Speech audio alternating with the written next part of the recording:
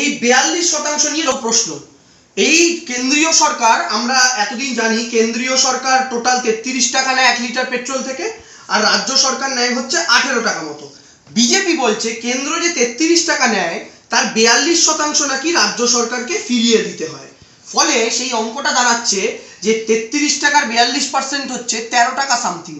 তো এই 18 টাকার সাথে নাকি 13 টাকা যোগ হয়, আর 13 টাকা যোগ হয় 8 আর 3 11 এক, আর 31 টাকা হয়ে যায় রাজ্যের টাকা। আর বাদ বাকি যেটা 18 টাকা মাইনাস 13 টাকা মাইনাস করলে যেটা দাঁড়ায় সেটা হচ্ছে 20 টাকা। এই 20 টাকা নাকি দাঁড়ায় আলটিমেটলি কেন্দ্রের টাকা। তো বিজেপির কথা অনুযায়ী এই 42% রাজ্যকে ফিরিয়ে দেওয়ার পর সেন্ট্রাল দাঁড়ায় 20 টাকায় আর স্টেট দাঁড়ায় হচ্ছে 31 টাকায়।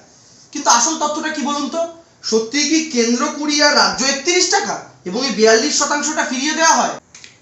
এখন এই যে কেন্দ্রীয় সরকার 33 টাকা নেয়, যার 42% নিয়ে এত গল্প, সেটার দুটো ভাগ আছে, আপনাদের জানতে হবে। প্রথম ভাগটা হচ্ছে শেষ হচ্ছে 22 টাকা, আর আরেকটা হচ্ছে এক্সাইজ ডিউটি, যেটাকে আমি শর্টে ইডি লিখছি আপনাদের বোঝার সুবিধার জন্য।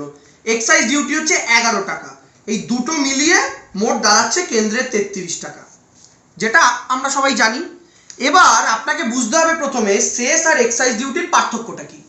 সোজা অঙ্কে আপনাদের বলি, ধরুন আপনি আর আমরা একটা দোকানে গেছি, ওই দোকানে ফ্রিতে কলা আর আপেল দেওয়া হচ্ছে। আমি আপনাকে শর্ত করে গেলাম, যদি কলা দেওয়া হয় কলাটা কিন্তু শুধু আমি রাখবো, ওটার ভাগ তুই পাবি না। কিন্তু যদি আপেল দেওয়া হয় তাহলে আপেলটা দুজনের মধ্যে সমান ভাগে ভাগ হবে। মানে দোকানদার যদি ফ্রিতে আপেল দেয় ওটা আপনি 50% পাবেন, আমি 50%, মানে দুটো দিলে এক এক করে। আর যদি কলা দেয় সেটা শর্ত অনুযায়ী শুধু আমি পাবো, ওটা আপনি কিছুই পাবেন না। এবার ধরুন আপনি গিয়ে দেখলেন প্রথমে আপেল দিল একটা একটা করে, নিয়ম অনুযায়ী আপনারা আমার মধ্যে ভাগ হলো আধা আধা। আপনি একটা আপেল পেলেন, আমি একটা আপেল পেলাম। আবার ধরুন দুটো আপেল দিল, আপেলের নিয়ম অনুযায়ী আবার ভাগ হলো, আপনি একটা আপেল পেলেন, আমি একটা আপেল। তাহলে আমি ধরুন দেবাংশু আর আপনার নাম ধরুন সামথিং এ দিয়ে, তাহলে আমি প্রথমে একটা কলা পেলাম, আপেল পেলাম, আপনি একটা আপেল পেলেন। তারপরে যখন আবার দুটো আপেল দিল, তারপরে আবার আমি একটা আপেল পেলাম, তারপরে আবার আপনি একটা আপেল পেলেন। এরপরে ধরুন দোকানদার 10টা কলা দিল, কিন্তু কলার ক্ষেত্রে আমি কি শর্ত বলেছিলাম যে কলাটা শুধু আমি পাবো, ওটা আপনি পাবেন না। তাই 10টা কলা হলে ওটার ভাগ হবে না। যদি 10টাও দেয়, দোকানদার 10টা কলা দিলে এটা কার ভাগে এসে জুটবে? আমার ভাগে, তাই তো? তাই +10, আর আপনার কি দাঁড়ালো? 0। এবার টোটাল কাউন্ট হচ্ছে আপনি কটা ফল পেলেন আর আমি কটা ফল পেলাম। কি দেখা গেল? আপনি মোটে দুটো ফল পেয়েছেন, কিন্তু আমি 10 + 1 11 + 1 12টা ফল পেলাম। এই যে ডিফারেন্সটা হয়ে গেল তার কারণ হচ্ছে শর্ত যে কলার কোনো ভাগ হবে না। এই যে কলার ভাগ হবে না, এক্ষেত্রে কলাটা হচ্ছে শেষ। এই শেষ হচ্ছে সেই কলা যার ভাগ কেন্দ্র দেয় না। শেষ বসানো মানে কোনো কিছুর ওপর তার টাকাটা পুরোপুরি কেন্দ্র পাবে, যার অর্থদশ কমিশনের নিয়ম অনুযায়ী 42% রাজ্যকে ফেরত দিতে হবে না। তাহলে কেন্দ্র তো প্রতি লিটার থেকে 22 টাকা তুলছে, এই 33 টাকার যে ভাগটা হচ্ছে। এবার এই যে এক্সাইজ ডিউটি যেটা 11 টাকা, অর্থদশ কমিশনের নিয়ম অনুযায়ী এই 11 টাকার 42% রাজ্যকে দিতে হবে। কি বুঝলেন? এই 11 টাকার 42% দিতে হবে। এবার বোর্ডের নিচের দিকে আমরা আসুন। 11 টাকার 42% কত দাঁড়াচ্ছে? সাধারণ অঙ্ক আমরা করে দেখেছি 5 টাকা। যেহেতু এর 42% দিতে হবে, 22-এর নয়, তাই এর 11 টাকার এক্সাইজ ডিউটির 42% 5 টাকা, যেটা রাজ্য ফেরত পাবে। তাহলে কেন্দ্রের ছিল 33, আবার করি, সেন্ট্রালের 33, আর স্টেটের কত ছিল? 18। কেন্দ্রের 33 টাকা থেকে 5 টাকা রাজ্যে এলো, +5, কত দাঁড়ালো রাজ্য সরকার? 23। আর সেন্ট্রালের যেহেতু 5 মাইনাস হলো, ওই 11 টাকার 42% দিতে গিয়ে, তাই -5 হয়ে কেন্দ্রীয় সরকার দাঁড়ালো 28। এই যে কেন্দ্র 28, এটা 33, অর্থদশ কমিশনের নিয়ম অনুযায়ী যে ভাগটা হয় সেটাতেও দাঁড়াচ্ছে আলটিমেটলি কেন্দ্র 28, রাজ্য 23। এক্ষেত্রেও কেন্দ্র 5 টাকা বেশি পাচ্ছে। তাই বিজেপি নেতারা আপনাদের যেটা গোল খালাচ্ছে সেটা হচ্ছে এই গোটা 33 টাকার 42% ভাগ করে দিচ্ছে। আপনারা ওদেরকে বলবেন এই 33 টাকার মধ্যে 22 টাকা হচ্ছে এই কলার গল্প, যেটার ভাগ কেন্দ্র কাউকে দেয় না।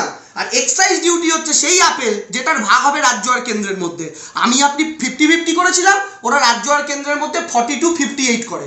এবার আসল ধান্দায় আসুন, এই কি সত্যি 23 টাকা রাজ্য পায়?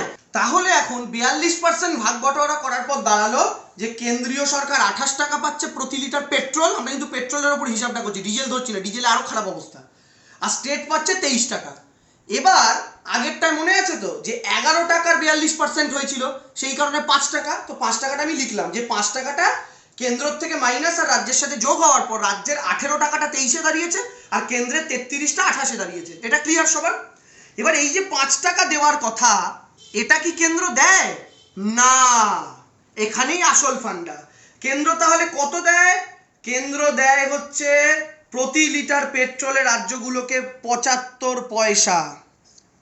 তার মানে যে 5 টাকা দেওয়ার কথা, অ্যাকচুয়ালি কেন্দ্র প্রতি লিটার পেট্রোলে রাজ্যকে 75 পয়সা ভাগ দেয়, 5 টাকা দেয় না, যেটা নিয়ে সব রাজ্যগুলোর সাথে কেন্দ্রের ঝামেলা। সব রাজ্য, এমনকি বিজেপি শাসিত রাজ্যগুলো মুখ খুলতে পারে না, তাই বাকি সব রাজ্য একই কথা বলে। তাহলে অ্যাকচুয়াল হিসাব কি দাঁড়ালো? প্রথমটা সেন্ট্রাল ছিল 33, স্টেট ছিল 18, 42%-এর জায়গায় 75 পয়সা মাইনাস করুন 0.75, আর রাজ্যের সাথে প্লাস 0.75, কেন্দ্র দাঁড়ালো 32 টাকা 75 পয়সা, রাজ্য দাঁড়ালো 18 টাকা 75 পয়সা। এটা হচ্ছে অ্যাকচুয়াল ভাগ বাটোয়ারা যেটা হচ্ছে এই মুহূর্তে দাঁড়িয়ে। তার মানে বিজেপি প্রথম বোকাটা আপনাদের বানাচ্ছে এই গোটা 33 টাকার 42%-এর গল্প শুনিয়ে, যেটাতে কলা আপেলের ভাগটা করছে না, মানে সেস আর এক্সাইজ ডিউটির ভাগটা করছে না। আর দ্বিতীয় বোকা বানাচ্ছে আসলে ওরা কত টাকা দিচ্ছে, এটার পর তো আসে 5 টাকা পাওয়ার কথা, যেটা বিজেপি গোটা 33-এরই 42 করে দিচ্ছিল, ওটা অ্যাকচুয়ালি 11-র 42% হচ্ছে। কিন্তু 11-রও 42% দিচ্ছে না, কেন্দ্র আসলে দিচ্ছে 75 পয়সা। এখন কেন্দ্রীয় সরকার, এখন তো দাম বাড়ছে, যখন দাম স্থির থাকে তখন কি বোকামি করেছে জানেন? যে কারণে রাজ্যগুলোকে বঞ্চিত করা হয়েছে, আমাকে আপনাকে বঞ্চিত করা হয়েছে। কেন্দ্র কি করতো? একটা বাজেটে ঘোষণা করলো আজ থেকে পেট্রোলের ওপর কেন্দ্রীয় সরকার এক্সাইজ ডিউটি 2 টাকা কমালো, তারপরেই বললো 2 টাকা শেষ বাড়ানো হলো। আপনি আমি ভাবলাম কি এমন হলো, দাম তো বাড়লো না, কমলো আবার বেড়ে গেল। কিন্তু ব্যাপারটা বুঝুন, কেন্দ্র যখন এক্সাইজ ডিউটি 2 টাকা কমাচ্ছে আর শেষ 2 টাকা বাড়াচ্ছে +2, এটা -2, কি দাঁড়াচ্ছে আলটিমেটলি? কেন্দ্র শেষ 2 টাকা বাড়াচ্ছে মানে রাজ্যকে যে টাকাটার ভাগ দিতে হবে না ওই টাকাটা কেন্দ্র বাড়াচ্ছে এক্সাইজ ডিউটি থেকে মাইনাস করে। কিন্তু আমি আপনি আদার ব্যাপারী, জাহাজের খোঁজ রেখে কি হবে? আমরা জানি 90 টাকার পেট্রোল 90 টাকাতেই পাচ্ছি, 2 মাইনাস হয়ে 2 প্লাস হলো, সরকার কোন খাত থেকে কোন খাতে ঢুকিয়েছে আমাদের জেনে কি হবে? কিন্তু সরকার কি করছে আপনাকে জানতে হবে।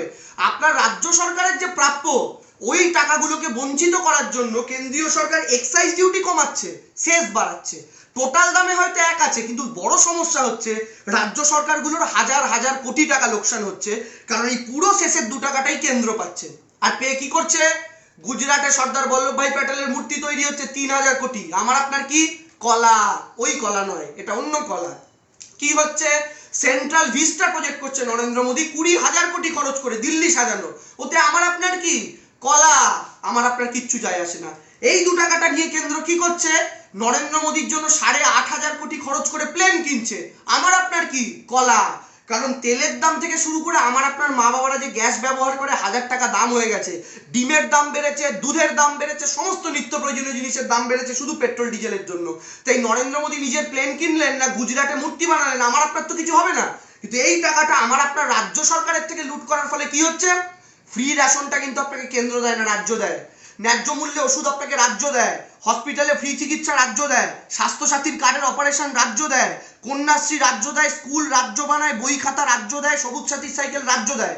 আপনার রাস্তাঘাট, মেন যে রাস্তা কলকাতা সহ গোটা রাজ্যে দেখছেন ঢালাই রাস্তা সব রাজ্য করে। ফলে রাজ্য থেকে বঞ্চিত হওয়া মানে আলটিমেটলি আপনার এলাকার উন্নয়নের গতি স্লথ হওয়া। এবার আপনাদের আরেকটি ইন্টারেস্টিং তথ্য বলি, যেটা বিজেপি আপনাদের কখনো বলবে না, শুনুন। এই যে সংখ্যাটা দেখছেন 2014 30,000 কোটি আর 2020 2,94,000 কোটি, এটা কি জানেন? শুনলে চক্ষু চড়ক গাছ হবে। শুনুন, কংগ্রেস সরকার যখন ছেড়ে চলে যায় মনমোহন সিং এর সরকার, সেই 2014 সালে কেন্দ্রীয় সরকার পেট্রোল ডিজেল থেকে টোটাল রোজগার করেছিল 30,000 কোটি। মনমোহন সিং এর শেষ সরকারের শেষ বছর পেট্রোল ডিজেল থেকে কেন্দ্রীয় সরকারের রোজগার 30,000 কোটি। আর নরেন্দ্র মোদীর 2020, যেহেতু 21টা পুরোপুরি হয়নি, 2020-তে কেন্দ্রীয় সরকার অর্থাৎ মোদী জমানার কেন্দ্রীয় সরকার গত বছর পেট্রোল ডিজেল বাবদ কেন্দ্র রোজগার করেছে 2,94,000 কোটি। অর্থাৎ আপনি যদি পুরোপুরি রাউন্ড ফিগার করেন প্রায় 3 লক্ষ কোটি টাকা। অর্থাৎ এই সময় 30,000 কোটি, এই সময় 3 লক্ষ কোটি। আপনি বলুন তো তাহলে কার কমানো দরকার করের টাকাটা? বিজেপি একটা কথা বলছে, এই সময় মহামারী এসছে, এই সময় কি করে করা দরকার, কেন্দ্রের খরচ আছে ঠিক। আচ্ছা বাংলাদেশে আসেনি করোনা, শুধু ভারতে এসছে? পাকিস্তানে আসেনি করোনা, ভারতে এসছে? নেপালে আসেনি, শুধু ভারতে? শ্রীলঙ্কায় আসেনি, শুধু ভারতে? শ্রীলঙ্কা, বাংলাদেশ, নেপাল, মায়ানমার, ভুটান প্রত্যেকটা দেশে ভারতবর্ষের থেকে অনেক কম দামে পাওয়া যাচ্ছে। এমনকি আমি তো বাংলাদেশে 75 টাকায় সম্ভবত পেট্রোল পাওয়া যাচ্ছে, আমি যতদূর দেখেছিলাম। আমি দামটা এখনো কনফার্ম বলতে পারবো না। প্রত্যেকটা দেশে কম। তাহলে সেই দেশগুলোকে কি করতে হয়েছে? প্রত্যেককে করোনা সামলাতে হয়েছে, সব দেশকে লকডাউন করতে হয়েছে, সব দেশকে মাস্ক, স্যানিটাইজার সব করতে হয়েছে, সব দেশকে অক্সিজেন প্ল্যান্ট বানাতে হয়েছে। বরং ভারতবর্ষ নিজের দেশে ভ্যাকসিন তৈরি করেছে। ভারত বায়োটেক বলুন বা সিরাম ইনস্টিটিউট, যে কোভ্যাক্সিন আর কোভিশিল্ড আমি আপনি নিচ্ছি ওটা ভারতে তৈরি। কিন্তু পাকিস্তান, বাংলাদেশ, নেপাল, ভুটান এদেরকে ভ্যাকসিন কিনতে হয়েছে। এদের দেশে ভ্যাকসিন তৈরি হয়নি, এদের খরচাটা ভারতের চেয়ে অনেক বেশি। কিন্তু তা সত্ত্বেও এই দেশগুলোতে কম, ভারতে বেশি। কিসের বাহানায়? আর কোনোদিন শুনেছেন রাজ্য সরকার পেট্রোলের দাম বাড়িয়েছে? না, কেন্দ্রীয় সরকার বাড়িয়েছে। বিজেপির নেতাদের প্রশ্ন করুন তো, নরেন্দ্র মোদী যখন 2014 সালে বারবার পেট্রোল ডিজেলের দাম বাড়া নিয়ে প্রতিবাদ করতেন, তখন কি এটা মাথায় রেখে করতেন না যে রাজ্য সরকারগুলো নাকি দাম কমাচ্ছে না বলে, কর কমাচ্ছে না বলে করছে? আচ্ছা বাদ দিন, মমতা ব্যানার্জি নাকি কর কমায়নি, তাও জেনে রাখুন 1 টাকা 1 টাকা করে দিদি দুবার কর কমিয়েছে, কেন্দ্র একবারও কর কমায়নি। মমতা ব্যানার্জি দুবার করার পর কেন্দ্র দুবার করুক? কেন্দ্র তো অনেক বেশি ট্যাক্স পায় রাজ্যের থেকে, করেনি, প্রথম কথা। আর দ্বিতীয় কথা, বিজেপি শাসিত তো আরো 20টার উপর রাজ্য আছে। কোন রাজ্য ট্যাক্স কমিয়েছে বলুন তো রাজ্য সরকার? সেসব রাজ্যগুলোতে সব 100 টাকার উপরে পেট্রোল। সেসব রাজ্যগুলো নিয়ে কোনো কথা বলছে না কেন ভারতীয় জনতা পার্টি? বিজেপি আরো একটা ভুল তথ্য দিচ্ছে, বলছে কংগ্রেস সরকারের সময় অয়েল বন্ড কেনা রাখা ছিল, আর সেই অয়েল বন্ডের জন্য এখন ভারত সরকারকে তার সুদ এবং আসলের টাকা দিতে গিয়ে নাকি পেট্রোল ডিজেলের দাম বাড়াতে হচ্ছে। এটা বলেছে তো, আপনারা শুনেছেন? আচ্ছা অয়েল বন্ড বাবদ কত টাকা করে দিতে হয় ভারত সরকারকে জানেন? দেখুন, অয়েল বন্ড বাবদ ভারত সরকারকে বছরে 10,000 কোটি দিতে হয় আন্তর্জাতিক বাজারে। কত? 10,000 কোটি, তাই তো? 10,000 কোটিটা কখন? মাসে নয়, বছরে। কিন্তু এই তথ্যটার দিকে আরেকবার তাকান তো, এই যে এই তথ্যটা, কেন্দ্রীয় সরকার বছরে কত টাকা করে রোজগার করছে এখন? 2,94,000 কোটি। এটা আগে কত করত? 30,000 কোটি। যখন আপনি 2,94,000 কোটি ইনকাম করছেন, সেখান থেকে তো আপনার 10,000 কোটি বছরে বন্ডের টাকা দেওয়া কোনো ব্যাপারই না। কারণ 2,94,000 কোটি থেকে যদি 10,000 মাইনাস করেন, তাহলেও 2,84,000 কোটি থাকছে, যেটাও কংগ্রেসের জমানার 30,000 কোটির চেয়ে অনেক গুণ বেশি। তাহলে এটা কোনো বাহানাই নয়। কারণ আপনার মাসে 1 লাখ টাকা খরচ, আপনি কেন আপনার সন্তানকে পড়াশোনার ফিস দিতে পারছেন না, এই অজুহাত তো আশা করি আপনি এটা দেবেন না যে আপনাকে রোজ একটা করে লজেন্স কিনে খেতে হয় সেই কারণে। এটা তো হতে পারে না। আর যে 1 লাখ টাকা রোজগার করে তার জন্য 1 টাকার লজেন্স কখনো 200 টাকার সন্তানের পড়াশোনার বাহানা হতে পারে না। ঠিক সেভাবেই যদি 30,000 টাকা রোজগার থাকতো এখনো কেন্দ্রীয় সরকারের, আমি মানতে পারতাম 10,000 কোটি ইলেকট্রাল বন্ডের টাকা দিয়ে কেন্দ্রের অনেক ক্ষতি হবে, কারণ মাত্র 20,000 কোটি বাঁচবে। কিন্তু এখন তো মোদিজি 2,94,000 কোটি ইনকাম করেন, সেখান থেকে 10,000 কোটি দিলেও তো কিছুই না, হাতের ময়লা। তার মানে এই অয়েল বন্ডের কথাটাও সম্পূর্ণ রকমের মিথ্যা, মিথ্যা এবং মিথ্যা। বিজেপির লোকেদেরকে বলবেন এই পশ্চিমবঙ্গকে শেষ 14 মাসে আমাকে আপনাকে যা সামলাতে হয়েছে ওদের কাউকে হয়নি। করোনার প্রথম ওয়েভ গোটা দেশের সাথে বাংলা সামলেছে 2020-তে।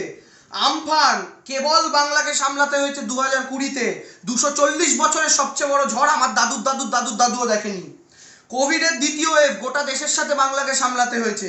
আবার ইয়াস, যেটা মেজর শুধু বাংলাকে সামলাতে হয়েছে। তার মানে করোনা 1, আমফান, করোনা 2, ইয়াস, এই 4টে সমস্যাকে সামলানোর পর বাংলার সরকারের ট্যাক্স বাড়ানো উচিত ছিল পেট্রোল ডিজেলে, বাংলার সরকার বাড়ায়নি। তাই দেশের প্রয়োজনে বাড়াতে হয়েছে, এই কুযুক্তিটা বিজেপির নেতারা দেবেন না।